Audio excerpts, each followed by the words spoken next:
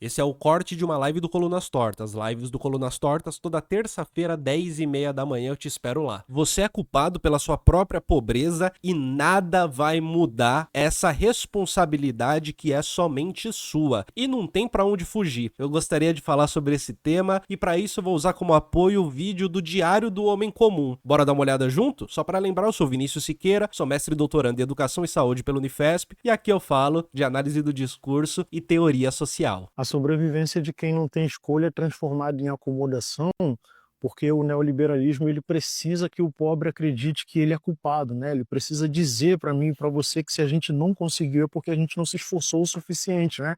Porque se a gente entender como o jogo de fato funciona e que ele não é igual para todo mundo, o sistema vai acabar perdendo o controle e a narrativa. E essa narrativa é a principal defesa da elite, porque ela precisa transformar a exclusão, né, num fracasso individual. Queria dar uma primeira pausa aqui, porque isso que ele falou é muito interessante. A gente tende a imaginar, principalmente no nosso cotidiano, que o mundo ele é feito de indivíduos que estão vivendo suas vidas. Ponto. A gente tende, portanto, a imaginar que a realidade social é composta por indivíduos aleatórios. Esse senso comum, inclusive, ele faz parte da maneira como N deputados de MBLs da vida vão tentar descrever a realidade a partir de entrevistas. É muito comum você ver um político liberal, desses novos neoliberais, assim, descrevendo o mundo como sendo uma proliferação de indivíduos aleatórios, cada um vivendo sua vida. E, cara, é difícil questionar isso, porque, de fato, nós somos diversos indivíduos aleatórios vivendo nossas vidas, de fato. Mas aqui existe um nível de abstração que ele precisa ser um pouco maior para a gente entender justamente a realidade concreta que a gente vive. Porque a realidade concreta que a gente vive, ela não é meramente aquilo que um olhar pragmático individualista nos entrega. Pelo contrário, esse olhar pragmático individualista, inclusive, ele é meio ultrapassado. Hoje, já existem N formas de se compreender que nós, mesmo sendo indivíduos proliferados no mundo, cada um vivendo sua vida, nós nascemos num tempo específico, num espaço específico, num momento da história específico, nós nascemos num bairro específico, nós nascemos dentro de uma cultura específica, nós tivemos contato com signos sociais específicos, a gente teve contato com discursos diferentes que nos constituíram. E essa constituição é importantíssima. Quando a gente fala de constituição do sujeito em sociedade, o que a gente está falando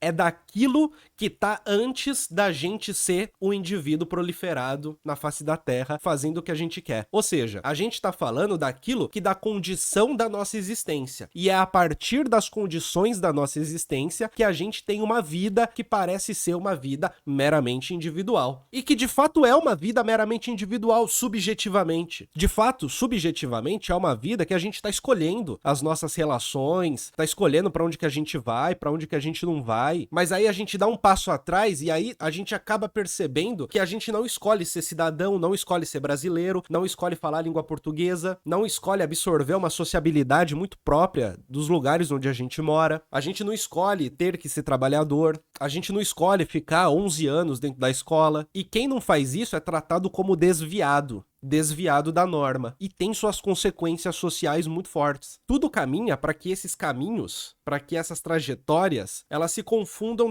nessas bases institucionais. Mas mais do que isso, para que elas possam se confundir nas bases que são de um entendimento sociológico básico de que o que a gente é fruto do nosso tempo. E é a partir disso que a gente vai viver alguma coisa, seja lá o que for. Por que eu tô falando isso tudo? Por que eu disse que isso é interessante? Porque é a partir desse olhar que começa a ficar um pouco mais claro, começa a ficar um pouco mais tranquilo de se perceber que a maneira como regularmente as pessoas numa população entendem a realidade, lidam com a realidade, praticam discursos, compreendem, significam a realidade, essa maneira regular, ela primeiro é localizada no espaço e no tempo, ela não é absoluta e ela também não é meramente individual, por mais que a sensação subjetiva que nós temos seja de que é Eu que tô pensando, sou eu, não tem ninguém aqui, não tem ninguém, sou só eu, sou eu. Geralmente se tem muito aquele olhar de, não, é que eu não sou influenciável, né? A influência dos outros, a influência do meio no indivíduo, aqui a gente não tá falando de meio e de indivíduo. O meio seria a composição concreta externa ao indivíduo. Aqui a gente tá falando de constituição do sujeito, e não tem a ver com meio, tem a ver com a própria construção do sujeito, que dá condição para que se olhe ao redor e se faça alguma coisa. É um passo anterior. E ao mesmo tempo é algo que acontece o dia inteiro, todo dia. E por que isso é relevante? A gente pode lidar com o conceito de ideologia, de discurso, seja lá como for. Seja lá como for. Mas a maneira como nós somos fabricados, num momento específico, num lugar específico, serve para que a ordem que a gente está inserido se mantenha minimamente. Pelo menos para isso. E é importante ter clareza nisso. Vamos continuar com o vídeo.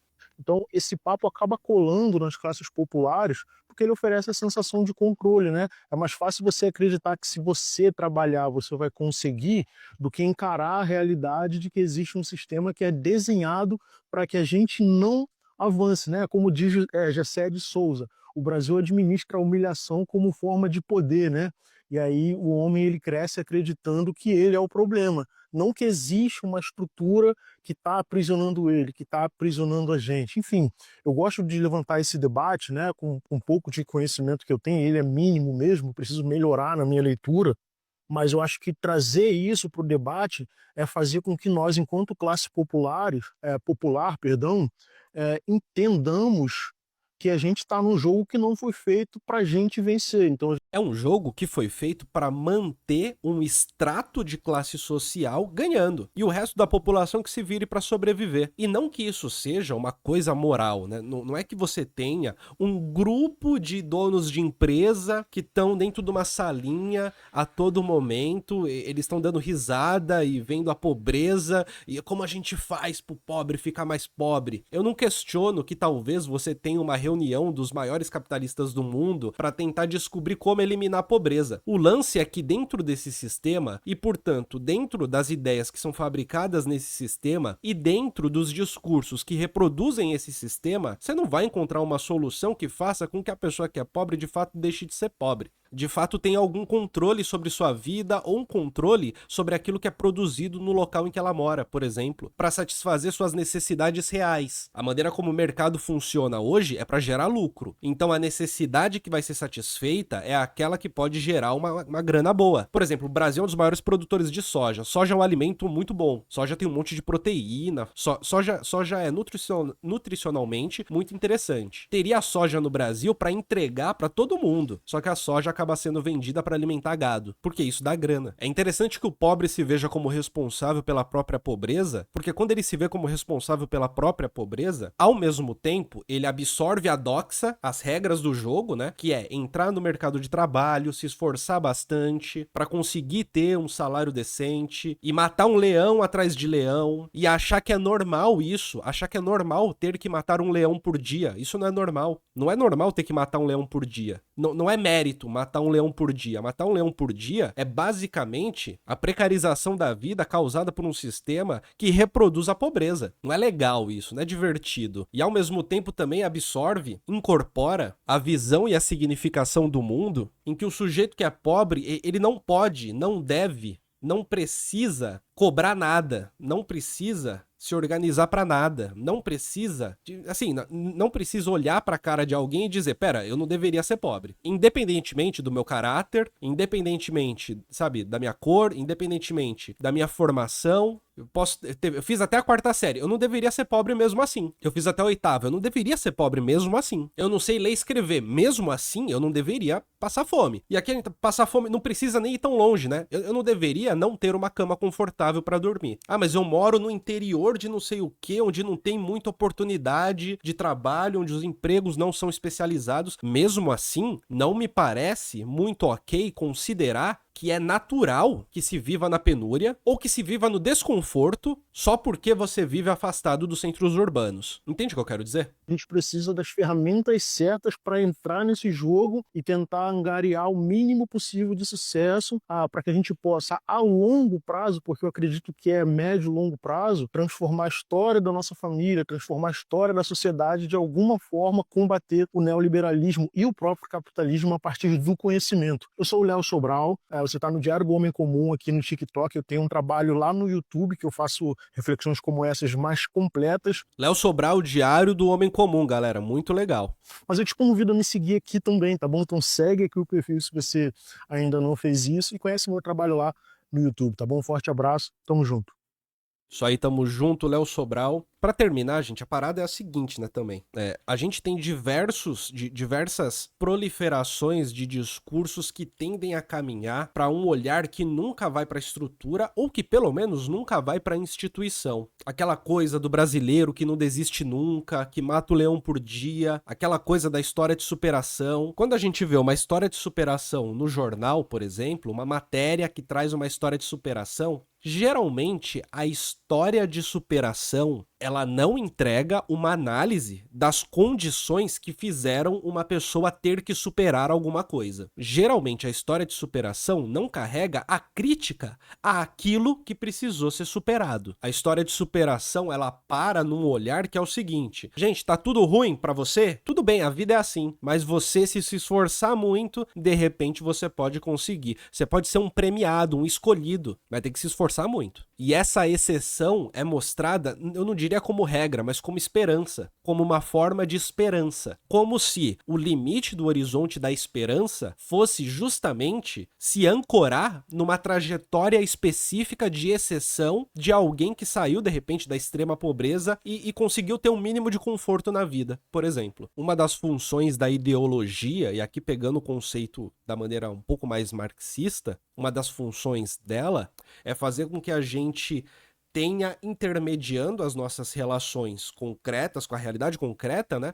A gente tenha um imaginário que faça com que o sentido das relações concretas seja tal que a gente possa se adequar à própria estrutura econômica, que a gente possa se adequar à reprodução das relações sociais de produção do sistema econômico que a gente vive, da formação social capitalista. Não tem como viver sem ideologia, no sentido de que todo sujeito é um sujeito ideológico. Aqui eu não estou falando de opinião política, né? Não estou dizendo de ideologia, comunista, liberal, né? A ideologia não é sobre isso. Eu estou falando sobre o fato de que, enquanto sujeito, somos sujeitos ideológicos. A ideologia é uma camada da realidade impossível de se superar. No entanto, ao mesmo tempo, essa camada impossível de se superar porque somos sujeitos ideológicos, e é uma camada, diga-se de passagem, né, que permite a significação do mundo, ela pode ser transformada, evidentemente. A ideologia com I maiúsculo, a ideologia enquanto, né, uma condição da vida humana, é uma coisa. A necessidade do sentido para a realidade. Agora, por outro lado, há ideologias particulares, ideologias que estão localizadas no espaço e no tempo. Ideologias específicas, por exemplo, a ideologia do empreendedorismo. Ideologias que concretamente elas assumem um lugar na realidade presente que a gente vive. Esse tipo